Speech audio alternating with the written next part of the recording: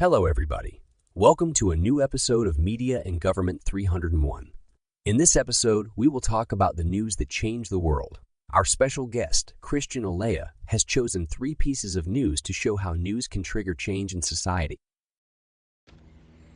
Thank you, Laurie, for inviting me to your amazing program. Today, I will start with news from Argentina, from my country. It was the beginning of a long night of December 20th, 2001, in a country beaten up by economic and institutional crisis, looting, and chaos, as supermarkets across the country were raided, with people desperately searching for food. For the first time, the riots reached the capital city, and even the president, Fernando de la Rua, was insulted and his car was attacked. Meanwhile, the Chamber of Deputies was actively opposing the president's superpowers. To make the matters worse, De la Rua, the president, has just announced an unrestricted state of siege, which triggered a massive protest in the country. As the night wore on, news spread that Cavallo, the Minister of Economy, had resigned from his position as the super minister. It had been just over 2 years since De la Rua had taken office, and now he was facing a country in chaos with no clear political solution. The convertibility, which was the price of the peso equally to $1, that system was failing, and there seemed to be no way out. To the day, businesses across the country had been closing their doors, anticipating a wave of looting from the desperate masses. But by evening, the anger had shifted to the president himself, and thousands took the streets with pots and pans, creating a thunderous noise that echoed across the city. The cacerolazo was even bigger than the previous weeks, and it was not organized by any business association this time. For a society sunken in institutional chaos, unemployment, inflation, and shortage of food, and mostly any product, the public demonstration was the only way to feel they were doing something, screaming to be heard by the government. Um, the declaration on the state of siege was the cherry on the pie. Was the voice of power saying to the masses, I don't want to hear you. And I remember that night, the people started to demonstrate by the windows, the balconies, and the roofs, but that was not enough. The yell of anger became a yell of rebellion, and we, all of us, all of all ages, started to flood the streets. We marched by thousands to the governmental palace with no indications, no purpose, just guided by our bewilderment and anger. We just wanted them to get out. Despite the fear of more looting and violence that night, people joined the protest and it took on a festive tone. It was a moment when the entire country came together, marching through the streets in defense of the president, in defiance of the president's state of siege. In Rosario, another city, 1,000 people marched to the Monumento a la Bandera, a huge and crucial monument in my country, while in Plaza de Mayo, other political crucial spot in the city. San Telmo, another neighborhood, resident gathered in another different neighborhoods across the street. As the night wore on, it became clear that the state of siege and the president's announcement had only added to the crisis. The protests grew louder and the anger toward De La Rua intensified. At one point, protesters surrounded the Congress building, shouting insults and daring the president. In important cross avenues, people gather outside the building where Cavallo, the former minister, lived, blocking the path and the street. Late into that night, officials and politicians tried to speculate what would happen next. Would Caballo stay on despite his unpopularity and the Chamber of Deputies vote to strip him and his superpowers? Had he already resigned and was simply waiting for his replacement? Or was it possible that the chief of staff, Christian Colombo, at that time, was engineering a way for Caballo to step down with the support of the Union Civic Radicals and the blessing of the Partido Justicialista, another important party? The night was long and full of uncertainty, camaraderie, and violence. The effect of the measure was completely the opposite. The more presence of the police, the more spots of demonstrations, the more repression from the police, the more violence and turmoil from the people. Nevertheless, in this scenario of chaos and suffering, one thing was clear: the country was in crisis, and the people were not going to back down until they saw real change. By the next day, from Plaza de Mayo, the square of the government's building, thousands of people, while still fighting the police, saw a helicopter rising from the roof. It was the president's cape, the end of the government, a victory for the people, and the beginning of a new era in Argentina. The second piece of news, it's a world famous one. Harvey Weinstein paid off harassment accusers for decades, says the New York Times in October 5th, 2017. 2 decades ago, Ashley Judge, a young actress, received an invitation from Hollywood producer Harvey Weinstein to meet at the Peninsula Beverly Hills Hotel for a business breakfast meeting. However, when she arrived at his hotel room, Weinstein appeared in a bathrobe and made inappropriate advances towards her. He asked if he could give her a massage or if she could watch him shower. Judd felt trapped and desperately wanted to find a way out of the room without alienating Weinstein. In 2014, Weinstein invited Emily Nestor, a temporary employee, to the same hotel and made a similar offer to her.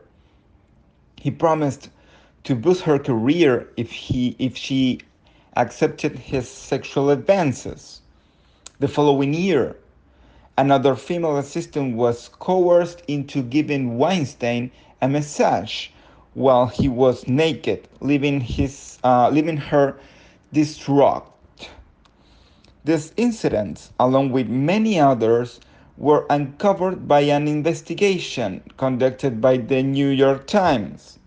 The investigation revealed a pattern of sexual harassment and misconduct by Weinstein spanning nearly 3 decades. Over the years, Weinstein had reached at least 8 settlements with women who had accused him from sexual harassment and unwanted physical contact. Despite the settlements, allegations against Weinstein continued to pile up.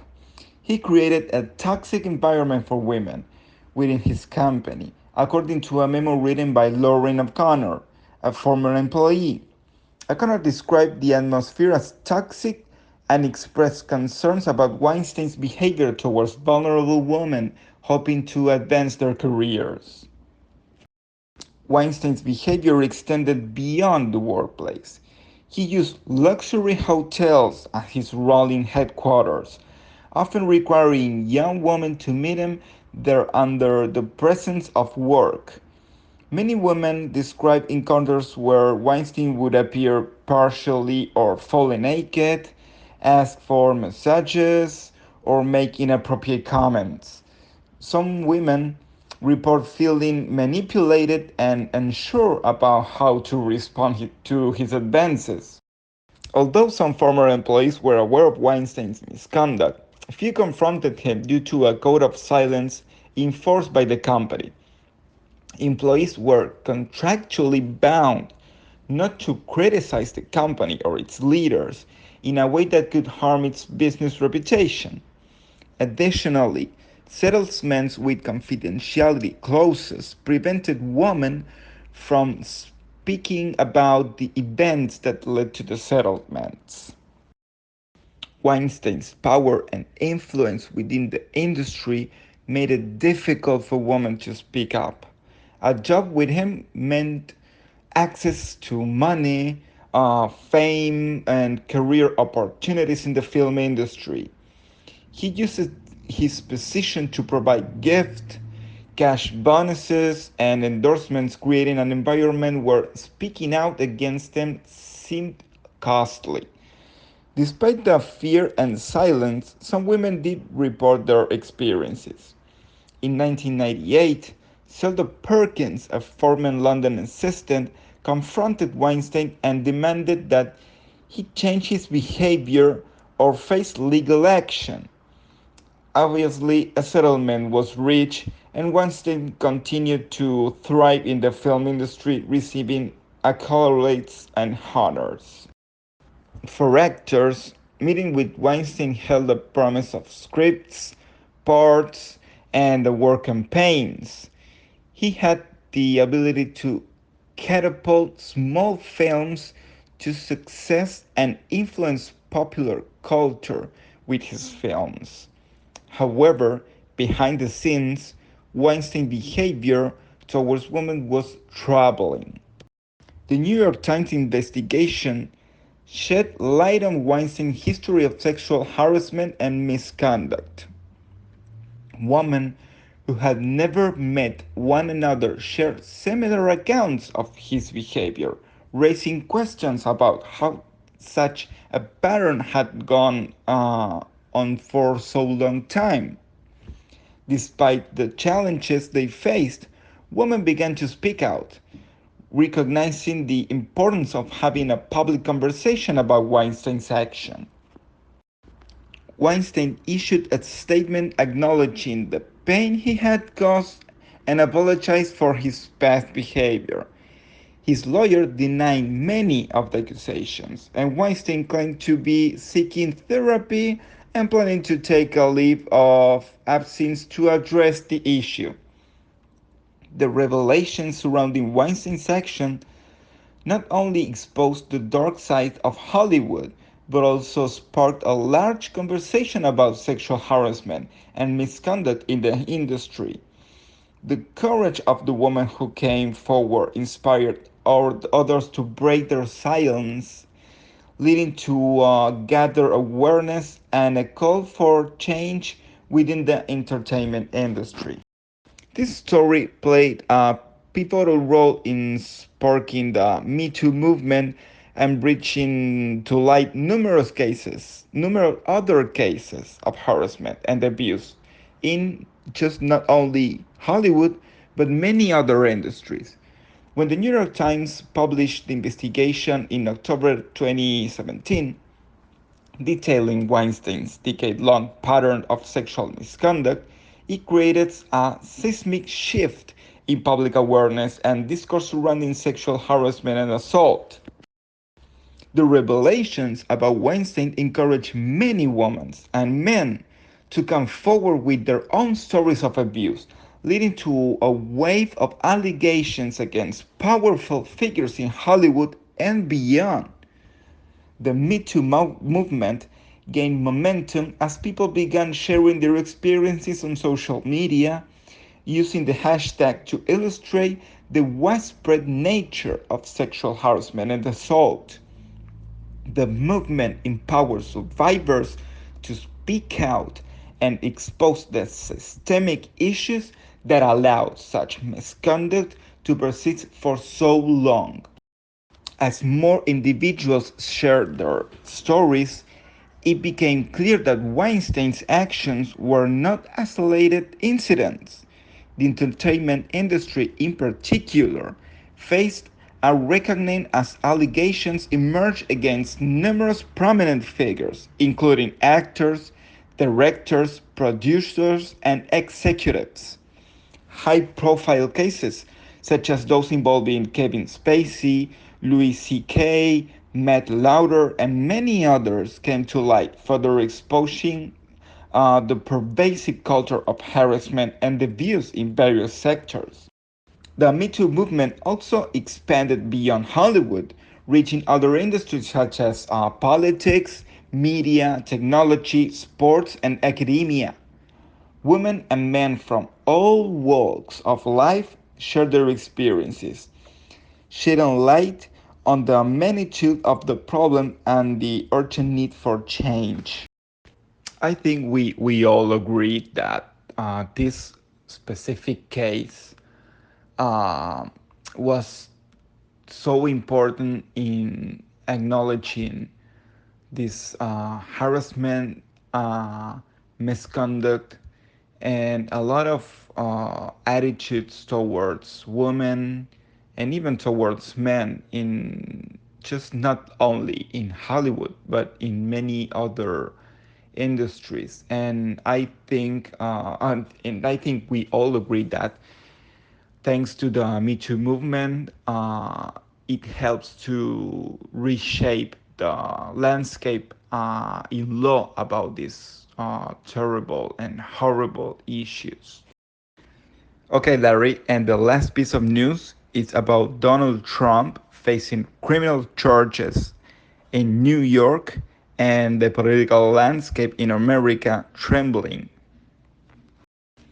Never before had a former US president faced such dire legal consequences, and the implications were set to rock the race for the Republican presidential nomination in 2024, where Trump had been leading in most polls. But the story began years later, in 2006, when Stephanie Clifford, known by many as her stage name Stormy Daniels, met Donald Trump at a celebrity golf event in Nevada. At that time, Trump was a prominent New York real estate billionaire and a well known figure in reality TV thanks to his show The Apprentice. Their encounter took an unexpected turn as Daniels and Trump engaged in a sexual relationship. Although Daniels thought it was just a fleeting affair, Trump made promises and even mentioned potentially offering her a spot on The Apprentice. However, their encounter ceased after meeting in a Beverly Hills hotel room to discuss Trump's fear of sharks. Despite their physical relationship ending, the saga was far from over. In 2011, when Trump toyed with the idea of running for president, Daniels attempted to sell her story, but Trump's former lawyer and fixer, Michael Cohen, threatened legal action, effectively silencing her. A gossip website got wind on the story but did not pursue it further. Fast forward to 2015 when Trump officially launched his presidential campaign in the Republican primary. Another woman named Karen McDougal, a former Playboy model, sold her own story of an affair with Trump to the National Enquirer. Cohen, along with American media chairman David Pecker, orchestrated a catch and kill deal to suppress the story. Meanwhile, more women began accusing Trump of misconduct. In October 2016, just a month before the presidential elections, the infamous Access Hollywood tape was released, featuring Trump boasting about raping women. Amidst the growing allegations, Daniels' agent contacted the National Enquirer and Cohen brokered a deal to buy her silence for $113,000. Daniels, fearing for her family's safety, accepted the offer. Cohen, Trump, and Allen Weinberg, the Trump Organization's chief financial officer, orchestrated a payment. Cohen used his personal funds, later being reimbursed through various financial transactions. However, the truth about the hush money payment would eventually emerge. In April 2018, the Wall Street Journal broke the story about Daniels and the payment. Both Cohen and Trump initially denied the affair and the existence of the agreement. However, Trump eventually acknowledged the payment, claiming it was part of a private contract between two parties. As the federal investigation into Trump's affair intensified, Cohen found himself under scrutiny. In April 2018, FBI agents raided his office and Cohen realized the precarious situation he was in. He decided to cooperate with the investigators, providing valuable information about Trump's dealings. In August of the same year, Cohen pleaded guilty for multiple federal charges, including tax evasion and campaign finance violations related to the hush money payments. He received a prison sentence of 3 years. In the same month, Daniels was ordered to pay Trump $300,000 in a dismissed defamation lawsuit. While the legal drama unfolded, investigations into Trump's financial affairs persisted.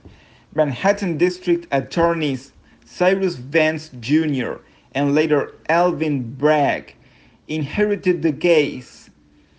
Weissenberg, who had played a significant role in the financial transaction, pleaded guilty to tax fraud and was imprisoned.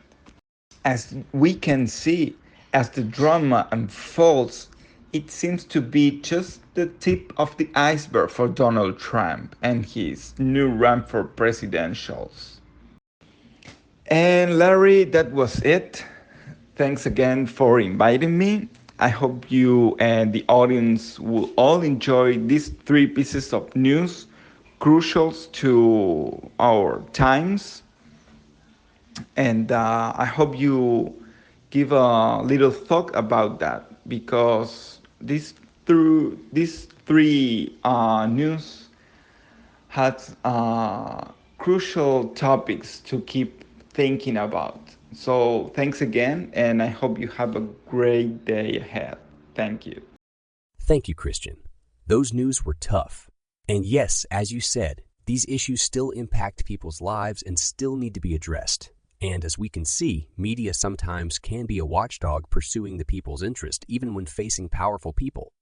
Thank you again, and thanks everybody for listening.